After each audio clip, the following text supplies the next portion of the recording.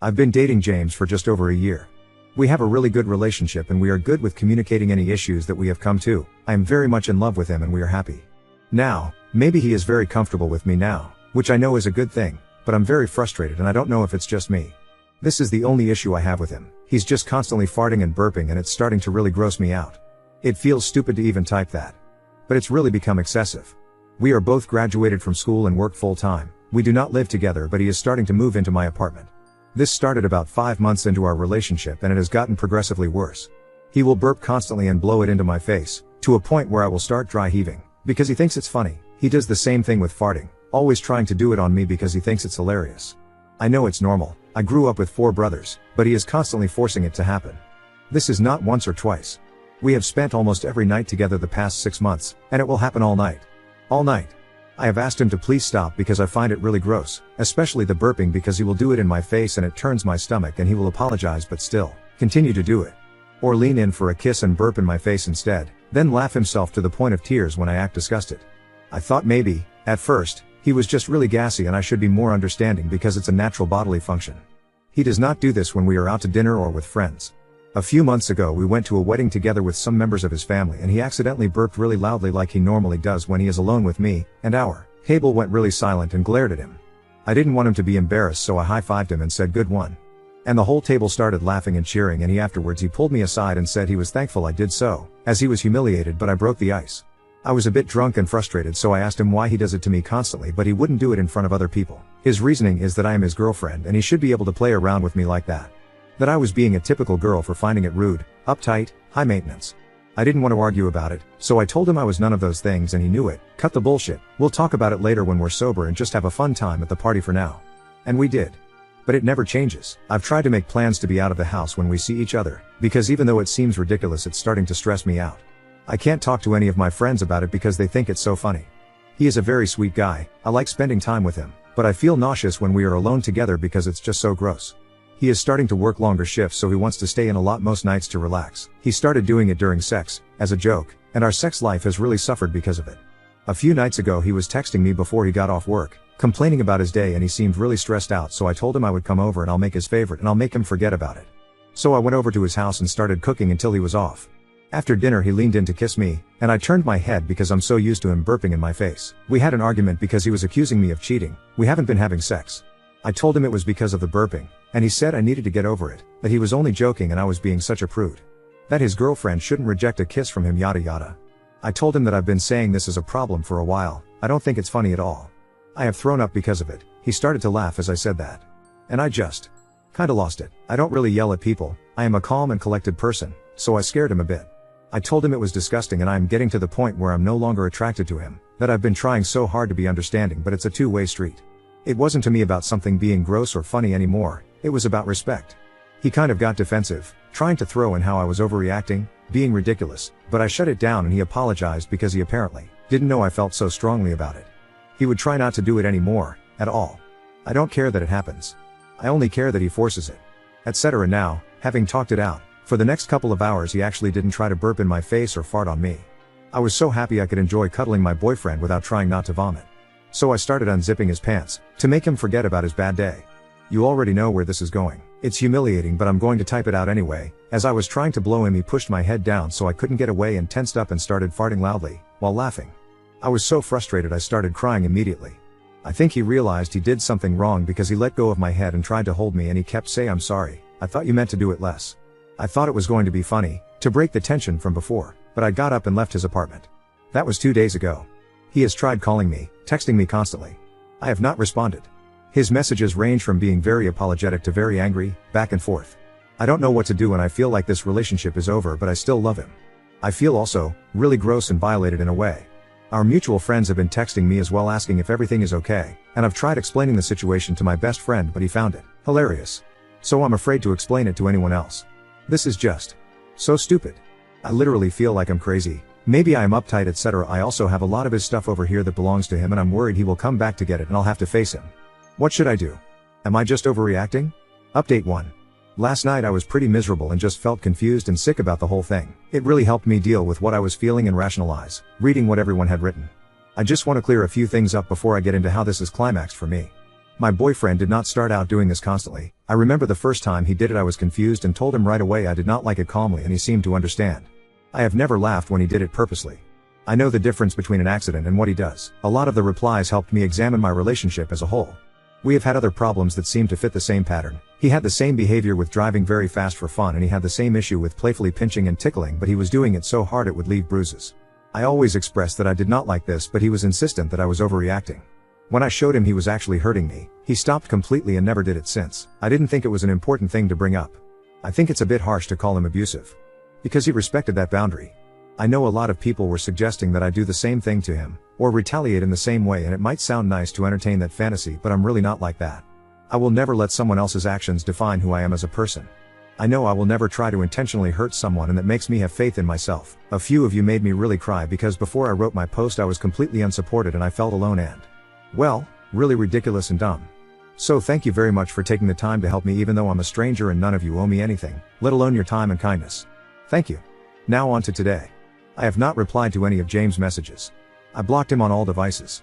I feel like I basically told him it was over and he knew that. I have messaged a few of our mutual friends back saying that I would really appreciate it if they would just drop it, that everything is okay with me but the relationship is over between us. A post said I didn't have to explain the situation completely, so I did that. They seemed very understanding except one replied saying over a one-time incident? Get real lol, but we so long as you're happy it didn't really bother me, because I know the truth. It was hurtful that James may have lied, but I'd rather surround myself with people who value honesty. I also invited my best friend over and asked him if he could help me box all of James' belongings, to which he agreed right away. He kept asking me what happened, and if I was okay, so I showed him this post and he was disgusted. He apologized for laughing when I had tried to tell him earlier because he said he didn't know it was so serious. He offered to take James' belongings to him, but I made him promise to not be hostile or I'd ask someone else. He agreed. We spent a lot of the day in my apartment. When the front door opened. It's hard for me to articulate myself, but I'll try to type it exactly as it happened. We both heard it and stopped talking immediately. It was James. I'm not going to lie, I was immediately frightened and maybe I could have handled it better, but I kind of just stood there. I just didn't expect to see him. He has never showed up at my home or work without a warning. My friend asked him what the fuck he thinks he was doing here. James kept staring at me and ignored him, saying I thought you were dead or something. Why have you been ignoring me? My friend stepped in front of him and handed him one of the boxes and told him he could take his stuff and leave, that it was over and I didn't want to talk to him. James laughed and made a move towards me and said I needed to talk to him alone, but my friend moved in front of him and told him that he shouldn't be in my house uninvited, that it was illegal and he was going to call the police. Then James got really mad and twisted his face all weird and I can't explain it, but he started yelling and it was like he wasn't the same person at all. He called me a slut and a cunt and said that I was some ridiculous princess and he just kept going. My friend, telling him that's nice, now you need to leave or I'm gonna make you. And then James threw down his box and punched my friend in the face. I don't remember exactly, but my friend fell back and James came up to me and he grabbed me and started shaking me, saying I was stupid for throwing this all away and that I was probably sleeping with my friend. I was very afraid and I couldn't believe this was happening. My friend got up and grabbed him by the back of his shirt and threw him off me and shoved him out of my apartment. James ran away down the hall kicking people's doors and screaming. My neighbor had come out of his apartment and asked what was going on and I told him to call the ambulance because my friend was bleeding from his nose. I was so embarrassed. At the hospital I kept embarrassing myself, crying and apologizing to my friend while we were in the waiting room. His nose is broken, he keeps making Owen Wilson jokes / impressions, but he is okay. Now, I am at my friend's house because I'm afraid to go home. He said I can stay with him for as long as I need to.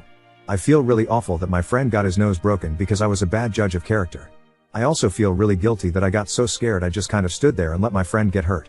My friend is taking me to the police station to file a report, but I just want this whole thing to be over, but he is being insistent because I need to do this to ensure my safety.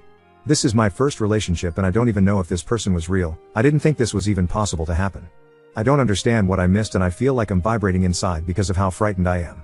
I want to go home to my apartment, but I'm afraid he will come back. The way my head is does not make any sense. I feel ashamed even writing all of this because it was from something so small and juvenile, so I don't know, I'm just handling it weird or my head is blowing it completely out of proportion. Update 2. It's been a trip rereading a post I made a decade ago. A friend of mine actually sent this to me because it reminded them of an anecdote I had shared with them a few years ago. Lo and behold, it was my own words. Rereading it has been a bit harrowing to say the least, but the mindset I had back then was completely different. I was a very meek person and my brothers treated me the same way in my own family dynamic. Obviously not with the sexual stuff, but being able to do things that bothered me or hurt me and I wasn't allowed to complain, so it was normalized for me. To answer your question, no, my best friend and I did not end up together. We're still very close, but our relationship has always been platonic. I actually helped him with an ex a few years after this, though it consisted of less bodily functions. My gross ex. After this, and despite pressing charges, he did try to harass me for a while, almost a year if I recall correctly. I think he just liked the feeling of making me miserable and couldn't let go or comprehend how I was so thoroughly under his finger, but ended up pushing back, so it was hard for him to relinquish that. Not of me as a person, but of that feeling of control. But for the first time in my life, instead of shutting down, I was actually angry, mostly on behalf of my best friend for being hurt. I knew my friend did not deserve to be attacked like that. I did end up focusing on myself, and I went to therapy, for both the relationship and other factors, family, etc., so I could be a healthier person. As I said in my last comment on that post, I didn't date anyone for a while after, and focused mostly on building friendships and self-reflection. There were a lot of red flags I missed besides the other ones I mentioned in this post, like how he aggressively pursued me, sexual things despite my inexperience, etc., but hindsight is indeed 2020. Now on to second story. Clashed with my husband over my parents, including his daughter, and their estate plan, arguing she is already financially well covered. I, 35F, have 2 kids, 17 male and female twins, and 1 stepdaughter, 18, who I met when she was 11. The other day, I was at my parents' house going over some estate planning as I am the executor.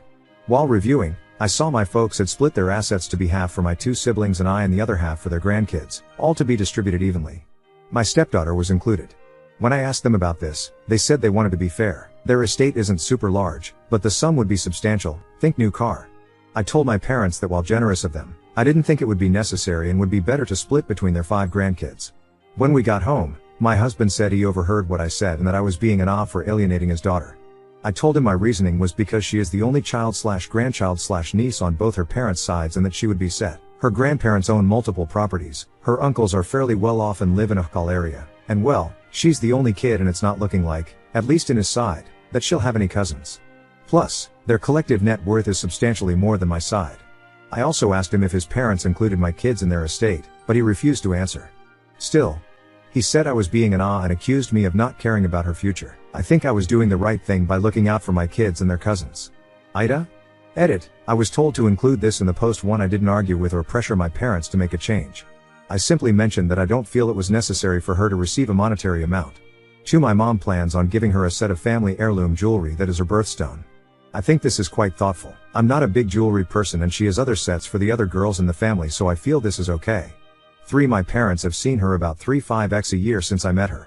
4. My nephews and my kids do not have active relationships with their biological father sides. My niece is a new mom and works at a restaurant. I feel that financial inheritance would be more impactful for them even as such a small amount. 5. I know my SD is set to inherit at least 2 houses in a major city with Hkal. I found this out a while back after my husband asked me to help him organize his office. I had to read through papers to know how to file them accordingly. The paper was a certified copy and was drafted soon after we married. My kids were not included. I am not sure if it has been updated. I did not ask him about it at the time because I did not have an issue with it. 6. There is distance in the relationship, but I don't feel it's my fault. I can explain this. When I met her mom for the first time, she made it very clear that I wasn't her mom. I didn't see this as an issue because I did not want to overstep, and as a mom myself, I could see where she was coming from and respected her request. But as time progressed, our opportunity to spend time together became less frequent. At first my husband had every other weekend visitation. It became less frequent as she became a teenager because she wanted to spend the night with friends, hang out, etc., which I see as normal teenager behavior. The other piece is that we were never invited to be included in major celebrations for her. We usually celebrated birthdays with her a week after because we weren't invited. My husband was just not us. She's also never spent Thanksgiving or Christmas with us because her mom wanted those days. Again, which I saw as fine because that's her only child. My husband would spend holidays with her at her mom's house, which I encouraged because I knew the importance of father/daughter connections. We also were not invited to her HS graduation. I think she's a beautiful and brilliant young woman and care for her tremendously. But it's challenging to develop deep, meaningful relationships with people you have little contact with. 7. For people putting me in the category of the evil stepmother, saying that I see her as other, don't think that I haven't been trying since the beginning. I include her in every way I can in the times that she is with us by doing things like teaching her my family recipes, taking her shopping for clothes so that she doesn't have to bring things back and forth, and attending every school athletic event that I could. I have tried to include her in family vacation planning, but was told by her mother that unless the vacation occurred on a weekend we're scheduled to have with her, then she would not allow us to have the time. This limited our options to local weekend trips, but even then, her mom comes up with some reason she can't join, including surprise trips to another state. I even suggested a family cruise in lieu of a honeymoon to celebrate our new family, but was blocked by her mom. My husband is allowed to take her on extended vacations as long as it's just the 2 of them. I have tried to be flexible in accommodations around holidays by postponing things like Christmas morning so that she can be included. This created frustration in my kids because they felt like they shouldn't have to put their lives aside to accommodate for her. One year when the holiday occurred on one of our planned weekends, I came up with a suggestion of celebrating Christmas on Christmas Eve so we could do the full family thing. My kids weren't thrilled, but they understood. In the end, we didn't end up spending any time with her as her mom told us that she planned on having a dinner party on Christmas Eve and needed my stepdaughter to help her prepare. When the time came for college applications, I was ecstatic to be asked by my stepdaughter to help her with the applications, but soon after was told that her mom hired a professional to help her get into her top choice schools and I was no longer needed. I have tried to have a bond with her with the little time that I have. I have consistently brought up to my husband that I feel like we needed more time with her to help build our relationship at the very least by him maintaining his every other weekend schedule. He has told me that ultimately her mom is her mom and she determines her schedule and how she spends her time. He has also expressed that he fears that if he undermines her mom, then he might lose the time and relationship that he does have with her, and I do not want to be the reason for any sort of break in their relationship. His time/relationship with her hasn't changed, so maybe he doesn't see the need for me/my kids to be involved. But if he doesn't advocate for us, then what am I supposed to do? Update 1. I haven't had the opportunity to have a discussion with my husband about all of this, as I was waiting to speak with my therapist to get advice on the best way to approach the conversation. However, I did receive a phone call this morning from my father-in-law, who I see as an absolute angel of a man. Apparently, my husband told his mom about our argument and my mother-in-law went off, and this is how my father-in-law found out about it. Phil asked me what my side of the story was and I very emotionally told him everything as I listed in the op. I told him it was not my intention to alienate SD in any way and that this whole thing has created a nightmare. After deep breath and slight pause, my Phil said that I did the right thing. A few years ago, my Phil suffered a series of strokes. He said that this prompted him to want to reevaluate the estate to make sure that everything was in order. He is quite old, close to 90, and has a lot of underlying health issues. He and my mill share all of their assets and she is also his POA in case anything happens, and because they have a family trust, he wanted to include her and his sons in the discussion. He told me that he brought up that he wanted to include my children in the family trust. He told me he proposed to allow for 10% of the trust's liquid assets to be split between my two kids to help get a start on life. He then said that my mill pushed back very hard, saying that because my children were not biologically related to their family and they should not be considered. When he asked my husband his thoughts on it, Phil said my husband's response was that it was best to keep it in the family but that he would consider including us in his portion upon his passing if he and I were still together. Phil said this was a surprise because at that point we were still basically newlyweds and was surprised a new husband would even think that way. My mill's response to that was unhappy, saying again we weren't blood and that this was a family issue. Because of the stress caused by the situation, and because of the recent strokes, Phil did not want to press things further. Phil said afterwards, he pulled my husband aside to find out more about what he had meant and to be assured that my kids would be included, and was basically told by my husband that he would do what was best for his family, and the conversation was dropped. Now, Phil said that he didn't push further at this point because he was getting tired from the conversation. But in light of what's happening and how my mill and husband are responding behind closed doors, he felt it was necessary to let me know. He said that SD is set to be more than okay when it comes time, and that my husband is asked to tap into funds to pay for her college so she would not need to take out any loans, which he agreed to. He said he asked my husband if he would do the same for my kids, and that my husband's response was that he would ask when the time came, as my kids did not yet know what was going to happen regarding college admissions. Phil asked me if my husband and I had this conversation. I told him that my husband and I discussions about my kids' school was that they would need to take out loans, finish college, and then we would help pay off half of the loans together once they graduated. My husband has never suggested that anything for my kids' college would be paid for through his family trust. My Phil was very apologetic, saying he should have pushed further as he loves us greatly and feels like he did not do enough. I told him it was not his fault and that he should not feel responsible for any of this, and that I did not want him to feel obligated to make any changes or bring it up with mill/husband because I knew it would create additional stress for him and I wanted him to take care of his peace. He said though his desire would be to do so, that since his wife and he have a joint estate, and that she is POA, that he felt like it would be more trouble than it's worth. He is blind and has a lot of mobility issues, so anything he does he is dependent on her. He also said that based on what he's heard on his side, he felt if he did update his will, then they would likely contest it, which would create a financial burden on my end, and he didn't want to create a negative situation. I told him again that it was okay and that we would be okay in life and that he was not responsible for anything that happened. I told him that my intention wasn't to be added to the trust, just to make a point to my husband, to which he said he understood and agreed. He apologized again, we told each other how much we loved one another, and he ended the call saying he considered me a person of integrity, which is a rare gem. Now that I have this information, I feel like this whole situation brought to light a lot of things I hadn't considered regarding my marriage. Also, writing out everything regarding how my husband navigated his relationship with his daughter/ex-wife really put things into perspective that makes me feel like we were never a priority for him. I'm not sure where to go from here.